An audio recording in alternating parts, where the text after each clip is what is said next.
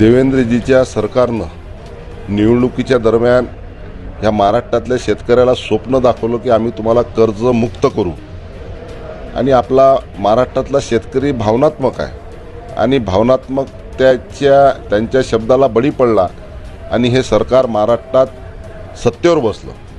पण सत्तेवर बसल्यानंतर सरकारने एकदम घुमजाव घेतला आणि 4 महिने होऊनही सुद्धा शेतकऱ्याला कर्जमुक्तीची घोषणा अद्यापर्यंत मुख्यमंत्र्यांनी केली नाही।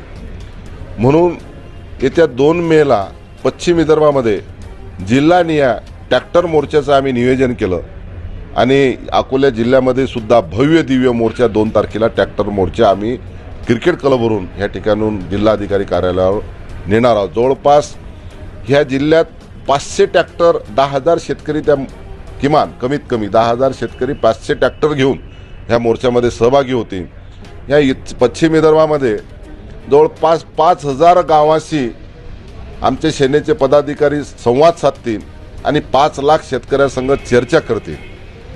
अकोला जिल्ह्यामध्ये सुद्धा 700 गावामध्ये आम्ही संपर्क दौरा करणारा संपूर्ण पदाधिकारी वेगळे पदाधिकारी आम्ही वेगळ्या जबाबदाऱ्या प्रत्येक पदाधिकाऱ्यांनी घेतल्या आणि आमचा जिल्हा परिषदचा पंचायत समितीचा सर्कल प्रमुख प्रत्येक गावामध्ये जाऊन किमान 100, 200, 300 शेतकऱ्याची संवाद साधणार आहे आणि याच्यामध्ये हजारो शेतकरी सहभागी होऊन जिल्हा अधिकारी ऑफिसवर ट्रॅक्टर मोर्चा 2 तारखेला निघणार आहे। आमदार साहेब